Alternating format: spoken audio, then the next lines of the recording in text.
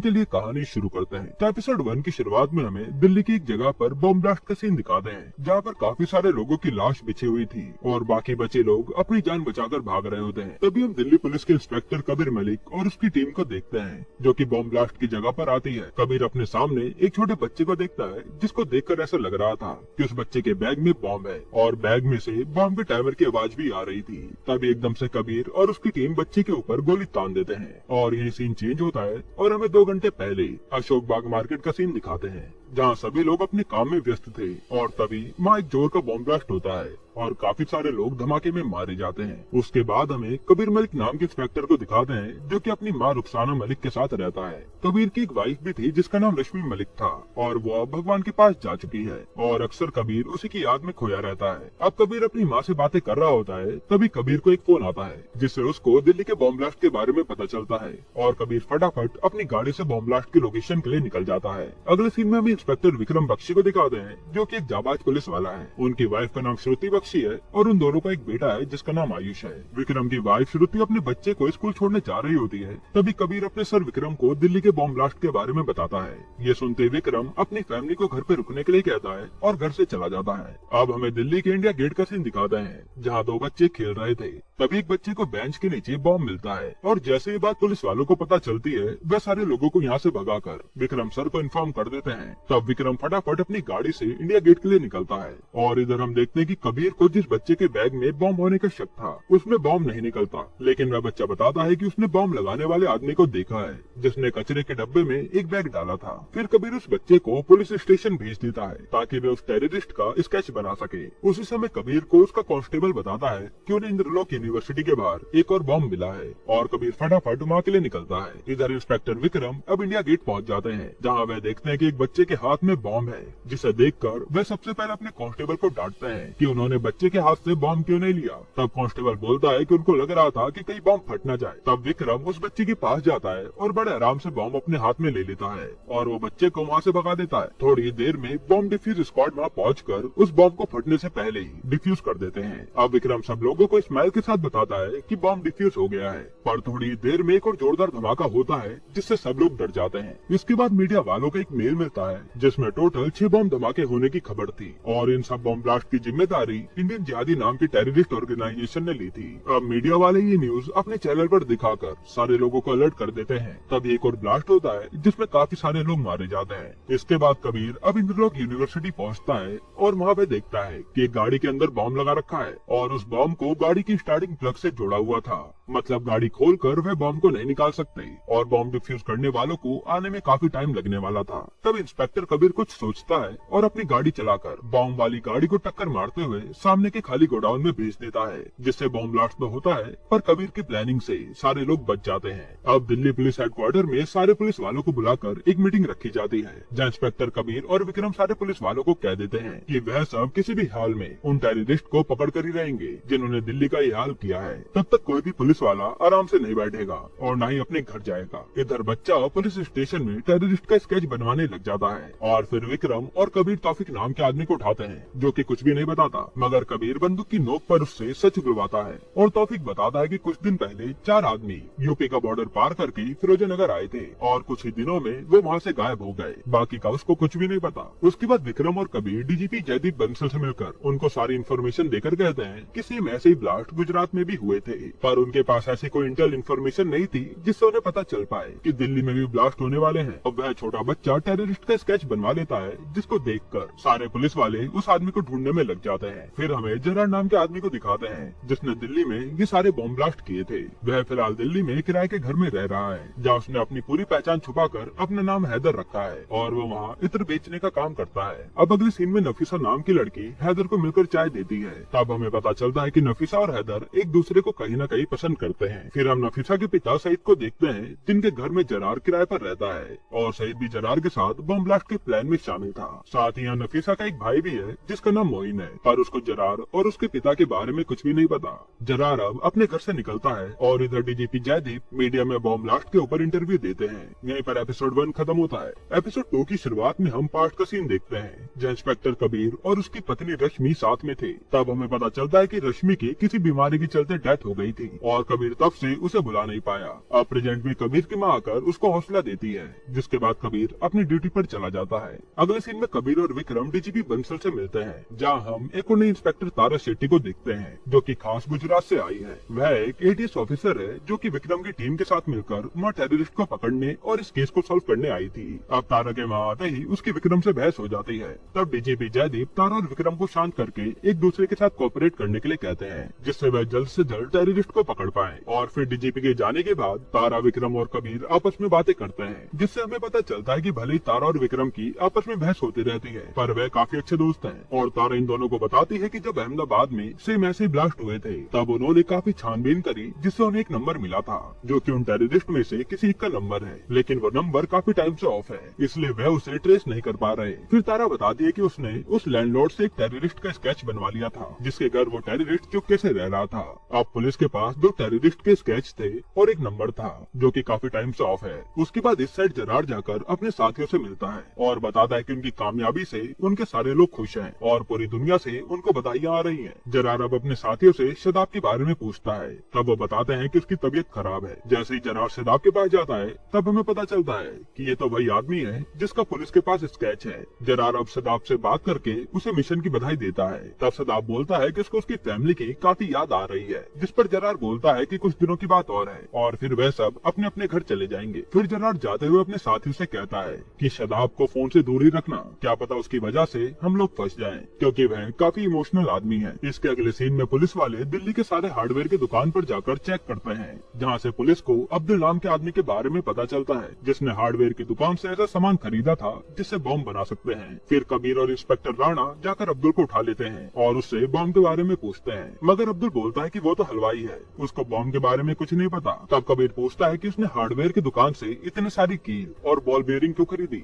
जिस पर अब्दुल बोलता है कि उसने खान सर के कहने पर ऐसा किया था। दरअसल खान सर एक बहुत बड़े आदमी है, जिनकी पॉलिटिक्स में दूर दूर तक पहचान है। अब रात को कबीर और विक्रम उनके डीजीपी सर को मिलकर खान के बारे में बताते हैं, क्योंकि वह लोग खान को ऐसे ही नहीं पकड़ सकते थे। तब डीजीपी भी कहते हैं कि मैं बिना सबूत के खान को पकड़ने का वारंट नहीं दे सकता। फिर डीजीपी जाते हुए बोलता है कि एक बार मैंने भी उन्हीं की एज में एक ऐसे सस्पेक्ट को उठाया था और बाद में उसे सॉरी बोल दिया, जिसके बाद विक्रम और कबीर मुस्कुराते हैं, क्योंकि वह समझ गए थे कि उन्हें अब क्या करना है। यहाँ जरार अब उनके लीडर रफीक से कॉल पे बात करता है, जो कि जरार को उनके मिशन की कामयाबी के लिए बधाई देता है और बताता है कि जरार और उसके साथियों को जल्दी पैसे मिल जाएंगे वहाँ से भागने के लिए। फिर जरार अपने घर पहुंचकर नफीसा से बातें करता है, जहाँ हमें पता चलता है कि जरार का एक भाई भी है, जिसका नाम सीकू है, और जरार के माता पिता बहुत पहले ही भगवान के पास जा चुके हैं। अब हमें यूपी के आजमगढ़ की जगह दिखाते हैं, जहाँ कुछ पुलिस वाले शदाब के घर जाकर पूछताछ करते हैं। तब पुलिस वालों को पता चलता है कि जो नंबर पुलिस वालों को मिला है वह शदाब का है, और वह 2 महीने से घर भी नहीं आया है। यहाँ शदाब के माता पिता को भी शक था कि शदाब गलत राह पर चल रहा है, जिसको जानने के बाद पुलिस वाले यहाँ से चले जाते हैं। इधर इंस्पेक्टर कबीर और राणा खान को पकड़ने जाते हैं। तब वह देखते हैं कि एक आदमी खान से कुछ पैसे लेकर जा रहा है। तब कबीर राणा को उस आदमी को पकड़ने भेजता है और खुद खान को पकड़ के अपने साथ ले जाता है। अब राणा उस आदमी का काफी पीछा करता है,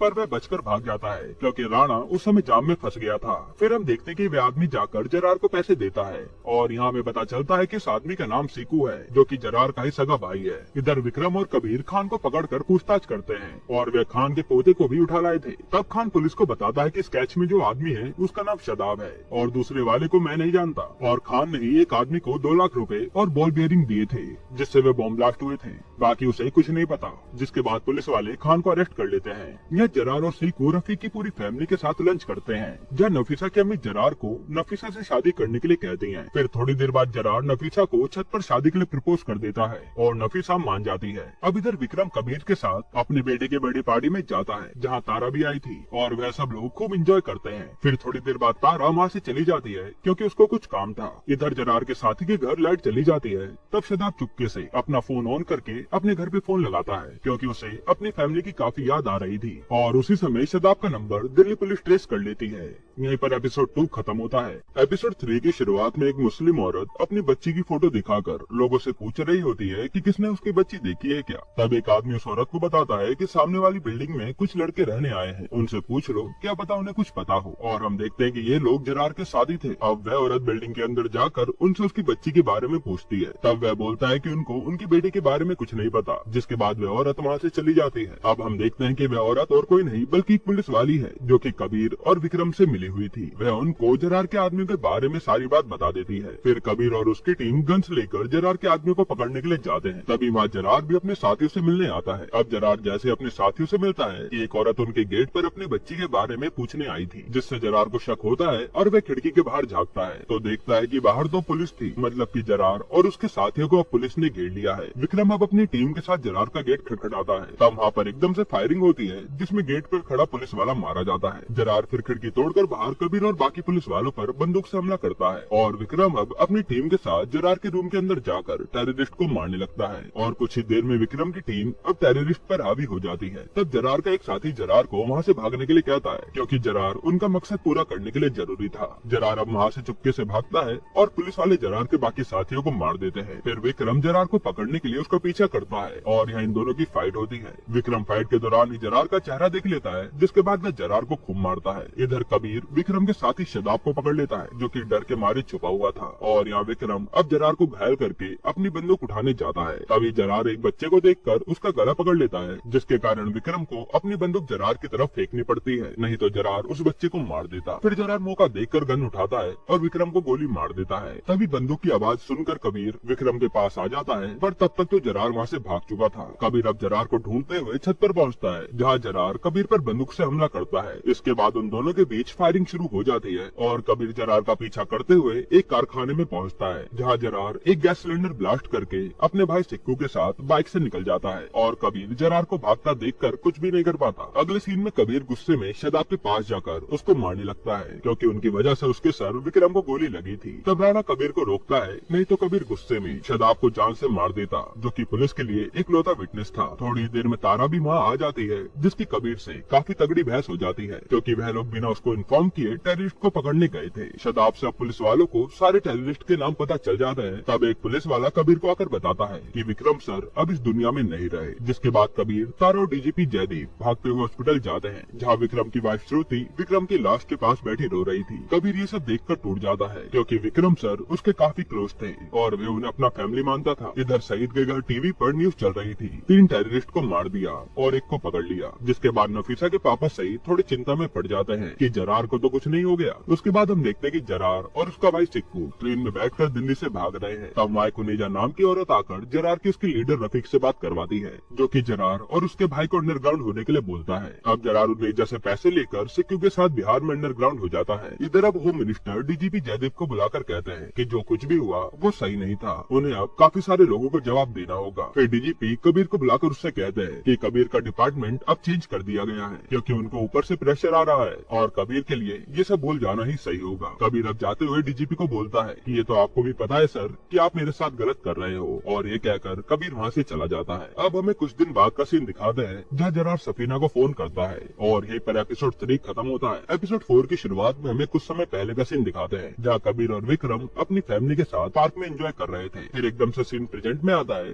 जहाँ श्रुति और कबीर उसी पार्क में बैठे थे और श्रुति का विक्रम के जाने के बाद रो रो कर बुरा हाल हो गया था। फिर कबीर श्रुति को हौसला देकर कहता है कि उनको अब ऐसे ही खुश रहना होगा और इसी का नाम जिंदगी है। जिसके बाद हमें 1 साल बाद का सीन दिखाते हैं, जहाँ हम जरार को एक बार दोबारा देख पाते हैं, जो कि इस बार जयपुर आया था। जरार टूरिस्ट बनकर जयपुर में काफी सारी जगह घूमता है। फिर उसका लीडर रफीक जरार को फोन करके कोड लैंग्वेज में पूछता है कि बॉम्ब ब्लास्ट की तैयारी हो गई क्या, क्योंकि आजकल पुलिस ज्यादा ही सक्रिय है। जरार बोलता है कि आप फिक्र मत करो, हमारा मिशन हर बार की तरह सक्सेसफुल ही होगा। फिर रफीक जरार से पूछता है कि तुम्हारे सईद की लड़की सफीना से बात होती है क्या। तब जरार मना करता है, जिस पर रफीक जरार को बोलता है कि लड़कियों से दूरी रहो, लड़के हमेशा लक्ष्य से भड़काती हैं और उनकी वजह से वे पकड़े जा सकते हैं। थोड़ी देर बाद हम देखते हैं कि जरार सफीना से ही फोन पे बात कर रहा होता है, मतलब कि वह सफीना से अभी भी प्यार करता है और वह नहीं चाहता कि उसके लीडर को ये पता चले। अब रात को जरार अपनी घड़ी देखता है और जयपुर में 5 बड़े बॉम्ब ब्लास्ट होते हैं, मतलब कि जरार ने जयपुर में भी अपना मिशन पूरा कर लिया। फिर कबीर अब न्यूज में देखता है कि जयपुर में 5 बड़े बॉम्ब ब्लास्ट हुए हैं और ये देखकर कबीर को याद आता है कि ये काम जरार का ही हो सकता है और वो अगले ही दिन जयपुर पहुंच जाता है। वहाँ वो एक पुलिस के साथ मिलकर वहाँ के बॉम्ब ब्लास्ट के बारे में इन्वेस्टिगेशन करता है, लेकिन कबीर को ऐसे किसी ऑपरेशन की परमिशन नहीं थी। वह ये सब पुलिस डिपार्टमेंट से छुपकर विक्रम की मौत का बदला लेने के लिए कर रहा था। अब एक तरफ हम देखते हैं कि जरार और नफीसा की शादी हो रही है और दूसरी तरफ कबीर जयपुर में हुए बॉम्ब ब्लास्ट के एविडेंस कलेक्ट कर रहा है। फिर कुछ दिनों बाद डीजीपी जयदीप कबीर को फोन करके कहते हैं कि उनको पता है कि कबीर जयपुर में हुए बॉम्ब ब्लास्ट को स्टडी कर रहा है, पर वह सब उनके प्रोटोकॉल के खिलाफ है। यह कहकर डीजीपी जयदीप कबीर को तुरंत दिल्ली बुला लेते हैं। कबीर अब दिल्ली पहुंचकर डीजीपी से मिलता है और उन्हें उसकी इन्वेस्टिगेशन की फाइल दिखाकर कहता है ये सारे अटैक भी जरार के ही किए हुए हैं, उनको किसी भी हाल में जरार को पकड़ना होगा। फिर हमें कुछ महीने बाद बिहार के दरभंगा जिले का सीन दिखाते हैं, जहाँ उन्हें यह जरार से मिलकर रफीक से बात करवाती है। इधर रफीक को जरार की शादी के बारे में पता चल गया था, जिसकी वह उसे बधाई देता है और जरार को गोवा के अंदर बॉम्ब ब्लास्ट करने का मिशन बताता है और बाकी की डिटेल उन्हें यह जरार को एक पर्ची में लिखकर दे देती है। अब रात को डीजीपी जयदीप कबीर को मिलकर बताता है कि मिनिस्ट्री एक न्यू टास्क फोर्स बना रही है, जिसके लिए उन्होंने कबीर का नाम दिया है, क्योंकि डीजीपी को पता था कि कबीर से अच्छा और कोई इस केस को सॉल्व नहीं कर सकता। ये सुनकर कबीर डीजीपी को थैंक यू बोलकर गले लगा लेता है। अगले दिन कबीर पुलिस हेडक्वार्टर में राणा से मिलता है, जहाँ उसे पता चलता है कि उनके टास्क फोर्स की लीडर तारा शेट्टी है। कबीर अब तारा से मिलकर उसके लास्ट बिहेवियर के लिए माफी मांगता है और तारा भी कबीर को माफ कर देती है, क्योंकि उसको पता था कि कबीर उस टाइम विक्रम की मौत की वजह से दुखी था।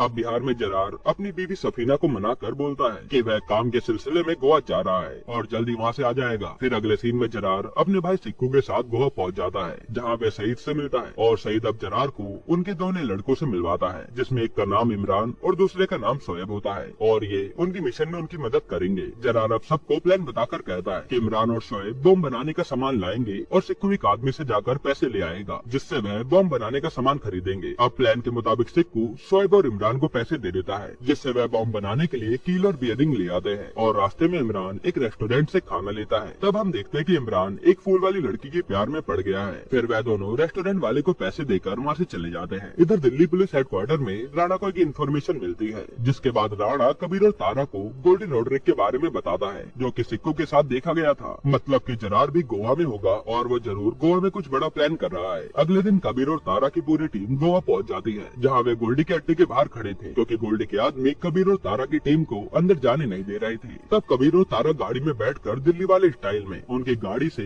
गोल्डी का गेट उड़ा देते हैं, जिसके बाद वे सीधा गोल्डी के पास पहुंच जाते हैं। फिर वहाँ उन सबकी गोल्डी के आदमी से लड़ाई होती है और वे उन्हें खूब मारते हैं। फिर गोल्डी वहाँ चुपके से अपनी बोट पर भागता है और कबीर भी उसकी बोट पर चढ़ जाता है। फिर वहाँ कबीर की गोल्डी के आदमी से लड़ाई होती है और वे उन सबको पीट कर गोल्डी को बंदी बना लेता है। गोल्डी अब कबीर को बताता है कि उसने सिर्फ सिक्कू को 10 लाख रुपए दिए हैं, वह भी नकली नोट थे, बाकी उसको कुछ भी नहीं पता। मतलब कि अब गोवा में भी जरार बहुत बड़ा बॉम्ब ब्लास्ट करने वाला है, जिसको तारा और कबीर को किसी भी हाल में रोकना होगा। यहीं पर एपिसोड 4 खत्म होता है। एपिसोड 5 की शुरुआत में जरार अपनी वाइफ नफीसा से बात करके जल्दी वापस आने के लिए कहता है। फिर वह बॉम्ब बनाकर अपने बैग में रखता है, जिसमें प्लान के अनुसार उनको गोवा में बैग रखने थे। फिर जरार अपने भाई सिक्कू को मिलकर कहता है कि काम हो जाने के बाद वह सिक्कू को रेलवे स्टेशन पर मिलेगा। अगर वह नहीं आया तो समझ जाना कि या तो जरार मारा गया या पुलिस ने उसे पकड़ लिया है और तुम अकेले यहाँ से चले जाना। जरार अब अपने बॉम्ब वाला बैग उठाकर वहाँ से चला जाता है। वहीं इधर हार्डवेयर की दुकान वाला जब अपने पैसे बैंक में जमा कराता है,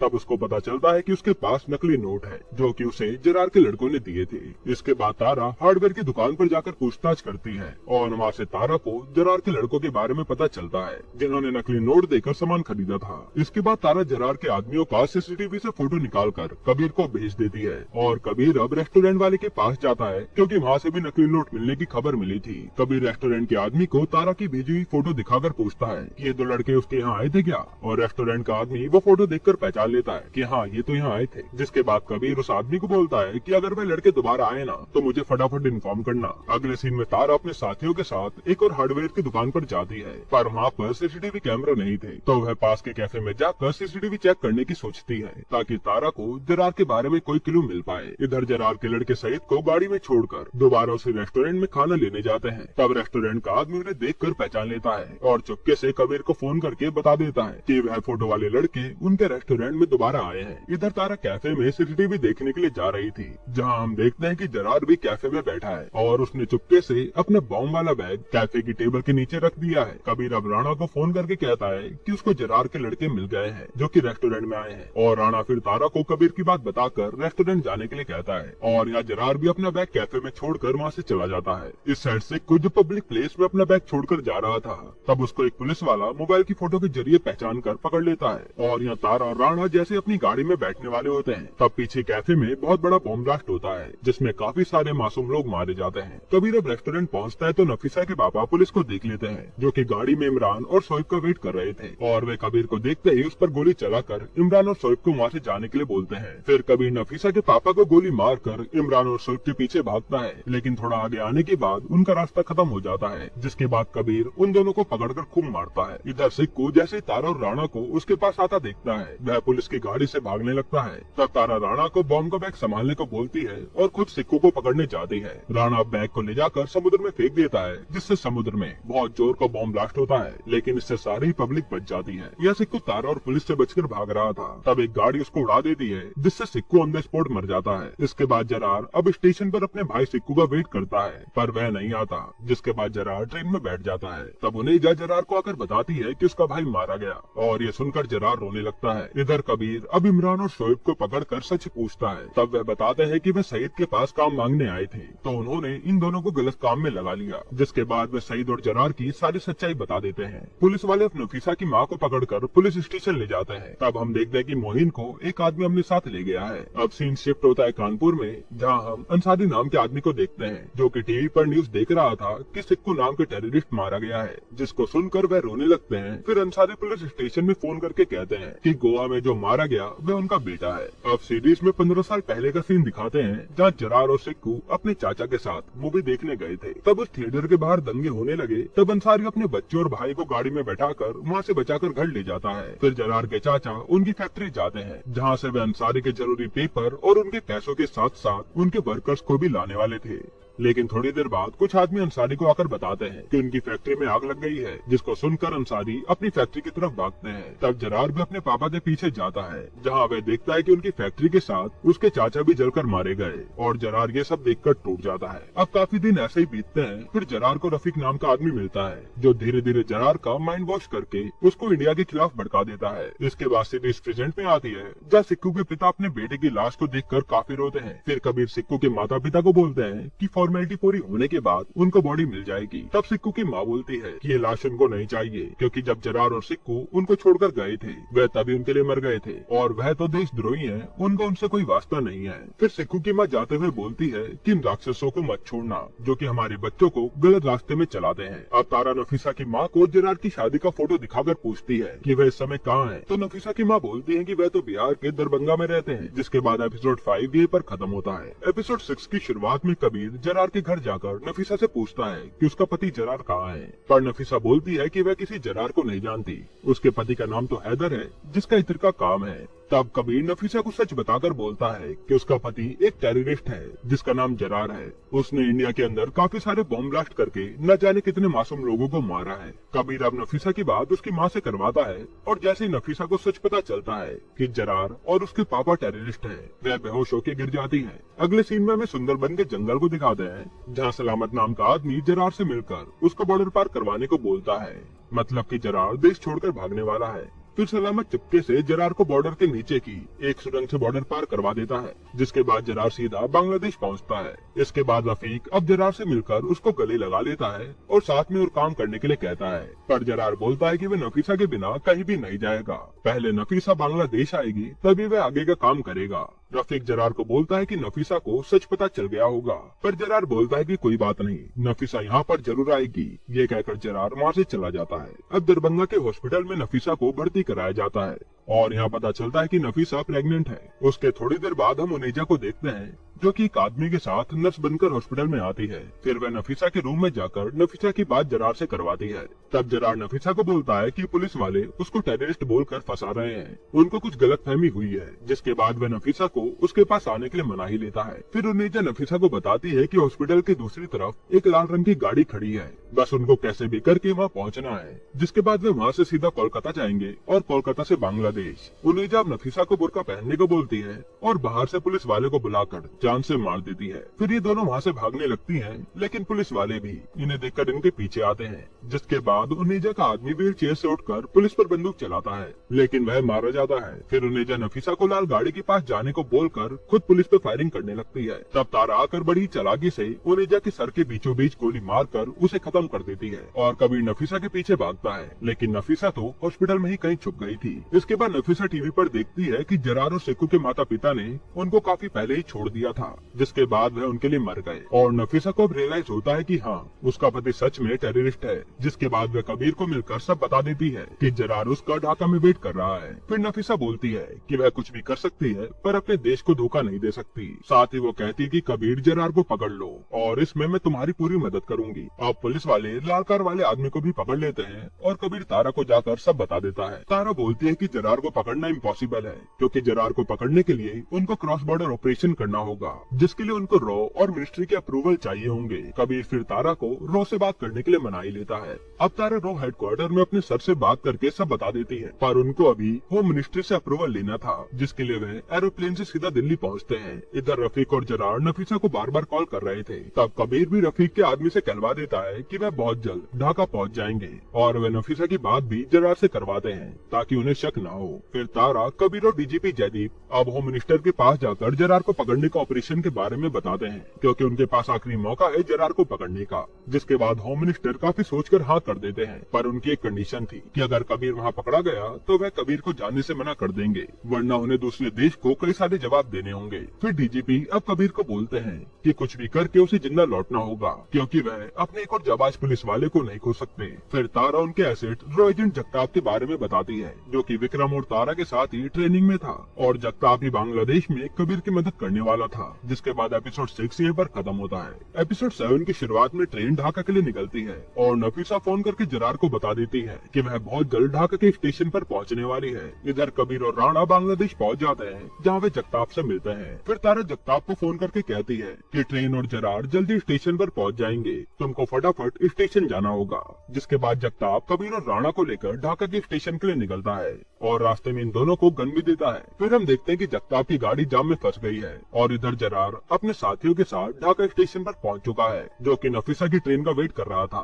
फिर थोड़ी देर में ट्रेन आ जाती है और जरार नफीसा को ट्रेन के डब्बों में ढूंढने लगता है, पर जरार को नफीसा कहीं भी नहीं दिखती। तभी जरार की नजर कबीर पर पड़ती है, जो कि उसको ही देख रहा था और पीछे राणा और जगताप भी आ जाते हैं। जिसके बाद कबीर जरार के ऊपर बंदूक तान देता है और जरार भी कबीर के ऊपर बंदूक तानता है। इसके बाद ढाका के स्टेशन पर एक जबरदस्त शूट आउट शुरू हो जाता है और सारी पब्लिक अपनी जान बचाकर वहाँ से भागती है। तभी रफीक को किसी का फोन आता है, जिससे रफीक को पता चलता है कि नफीसा वहाँ से नहीं आ रही है और वह पुलिस के साथ मिल चुकी है। इधर कबीर, जगताप और राणा जरार के आदमी को मार रहे थे। तभी रफीक आकर जरार को बता देता है कि नफीसा नहीं आने वाली। तब जरार अपनी जान बचाकर वहाँ से भागता है और कबीर भी जरार के पीछे आता है। थोड़ी देर में वहाँ स्टेशन पर बांग्लादेश के आर्मी वाले आ जाते हैं। तब जगताप और राणा को भी वहाँ से भागना पड़ता है। जरार अब अपनी गाड़ी से भाग रहा होता है, तब कबीर भी किसी की गाड़ी चुरा कर जरार का पीछा करता है। फिर थोड़ी देर में कबीर अपनी गाड़ी से जरार की गाड़ी उड़ा देता है। फिर कबीर और जरार की बहुत जबरदस्त फाइट होती है, जहाँ कबीर जरार को खूब मारता है। फिर जब वह गुस्से में जरार को जान से मारने वाला था,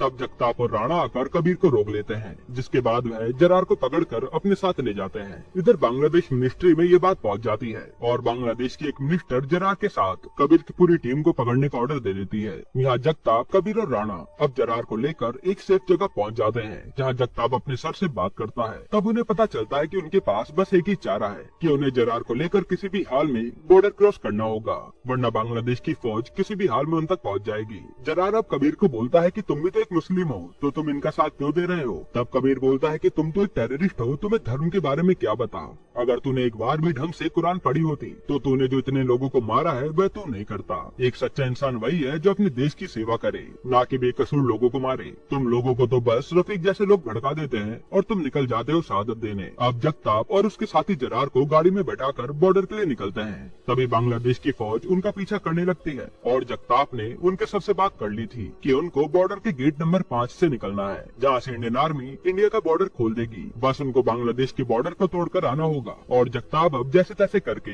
गेट नंबर 5 पर पहुंचता है। तब इंडियन आर्मी इंडिया का बॉर्डर खोल देती है और बांग्लादेश की बॉर्डर की आर्मी वाले जगताप की गाड़ी को देखकर उन पर फायरिंग करते हैं, मगर जगताप बिना गाड़ी को रोके बॉर्डर तोड़कर इंडिया पहुंच जाता है। अब कबीर का जरार को पकड़ने का मिशन सक्सेसफुल हो गया था और जगताप अब तारा से मिलकर काफी खुश होता है। जिसके बाद वह जरार के पास जाकर उसकी बात नफीसा से करवाते हैं। तब नफीसा जरार को इस्लाम के बारे में काफी सारी बातें बताकर कहती है कि अगर तुझे सच्चा मुसलमान देखना है ना, तो वो तेरे सामने सामने खड़ा है कबीर, जो कि अपने देश के लिए अपनी जान भी दे सकता है। तुम एक टेररिस्ट हो जिसने अपने देश को धोखा दिया है, इसलिए नफीसा जरार को कभी माफ नहीं करेगी। ये कहकर नफीसा फोन काट देती है। उसके बाद कबीर, जगताप, तारा और राणा आपस में बात करते हैं। तब जगताप को फोन आता है कि रफीक को काठमांडू में देखा गया है और जगताप बोलता है कि तुमने सही कहा, जंग की तो अभी शुरुआत हुई है और जंग जीतना अभी बाकी है। इसी के साथ ये सीरीज यहीं पर खत्म होती है। दोस्तों, आपको ये वेब सीरीज कैसी लगी हमें कमेंट में जरूर बताना। अगर मैं आपको छोटा सा रिव्यू दूं तो ये सीरीज उसी पुराने पैटर्न पर चलती है, जहां पर शहर में धमाके हो रहे हैं और पुलिस वाले बस उन्हें पकड़ना चाहते हैं। रोहित शेट्टी ने यहाँ पर बस कुछ चीजें एक्शन में दिखाने की कोशिश की है, बाकी पूरी सीरीज में कुछ भी खास नहीं है।